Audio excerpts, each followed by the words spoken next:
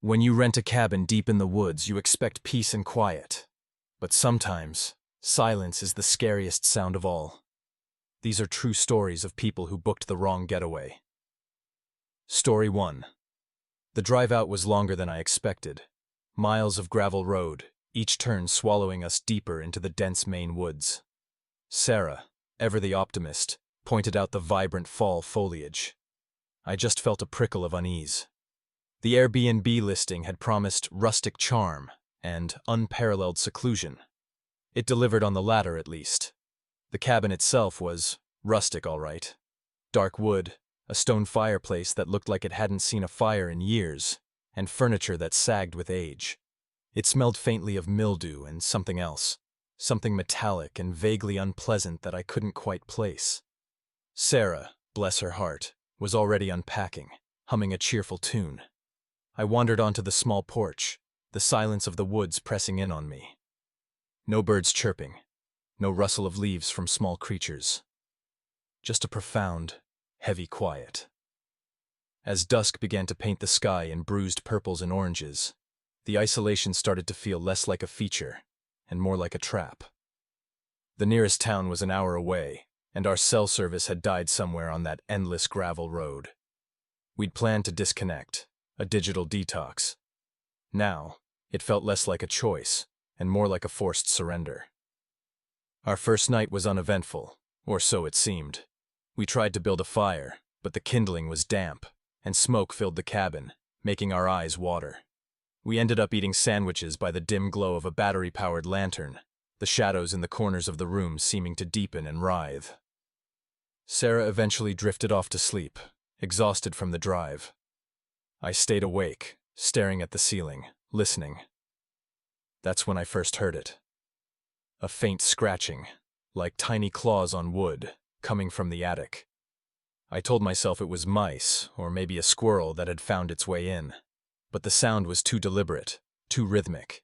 It stopped as soon as I strained to listen, only to resume when I relaxed.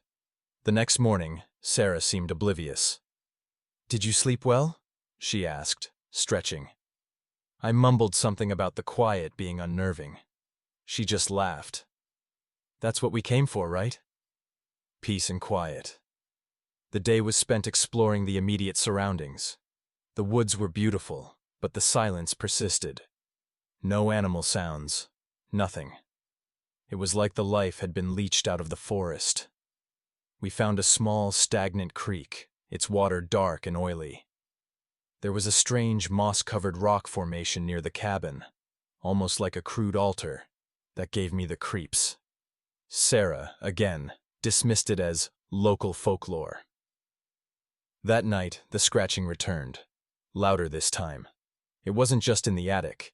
It sounded like it was moving. Across the roof, then down the walls. I could hear it through the wood, a desperate, frantic scrabbling. "Sarah," I whispered, nudging her awake. "Do you hear that?" She stirred, her eyes heavy with sleep. "Hear what?" "The scratching. It's outside." She listened for a moment, then shrugged. "Probably just a branch hitting the side of the cabin in the wind." The wind's picking up. But there was no wind. The trees outside were unnervingly still. The scratching continued, moving around the cabin, a slow, deliberate patrol. I felt a cold dread crawl up my spine. It wasn't animalistic. It felt intelligent. I got up, grabbed the heavy-duty flashlight from the kitchen counter, and crept to the front door. I hesitated, my hand on the knob, listening. The scratching had stopped. The silence that followed was even more terrifying. I slowly opened the door, shining the beam into the darkness. Nothing. Just trees, black and skeletal against the sliver of moon. As I was about to close the door, a faint glint caught my eye, about 20 yards out, near the edge of the tree line. I focused the flashlight beam. It was a small carved piece of wood, stuck upright in the ground. It looked like a crude doll, its features indistinct, its arms outstretched. My blood ran cold. I knew, with a certainty that defied logic, that it hadn't been there before. I slammed the door shut and bolted it. Sarah was awake now, her eyes wide. What is it? Nothing, I lied, my voice shaking. Just thought I saw something. We spent the rest of the night huddled together, me with the flashlight clutched in my hand, listening to every creak and groan of the old cabin.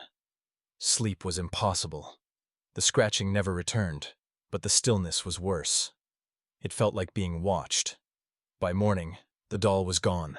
I checked. No sign of it. No footprints in the damp earth. It was as if it had never existed. But the memory of it, and the feeling of being observed, was burned into my mind. We packed our bags in a tense silence.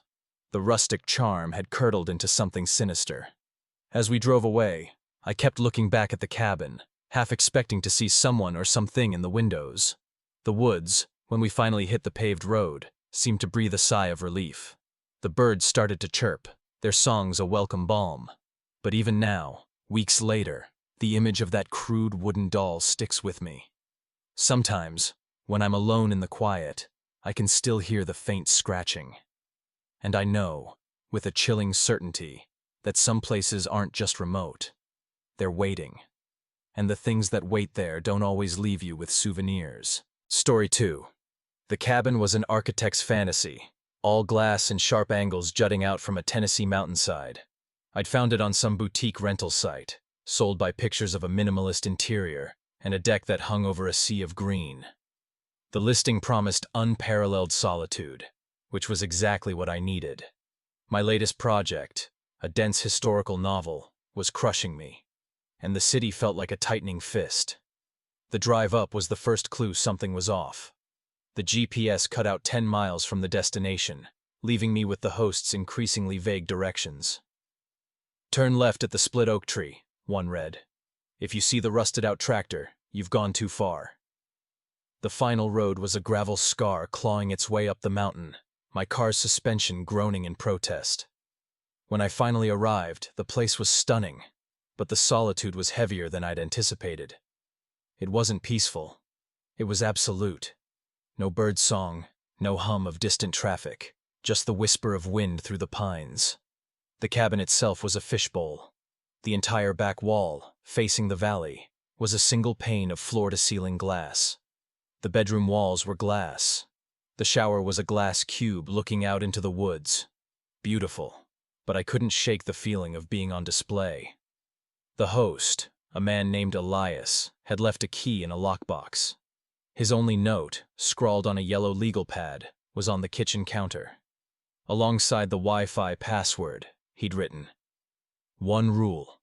Keep the exterior lights off after dark. They disturb the fauna." The first night was unnerving but manageable. I followed his rule. As dusk bled into a thick, starless night, the glass walls transformed into perfect black mirrors.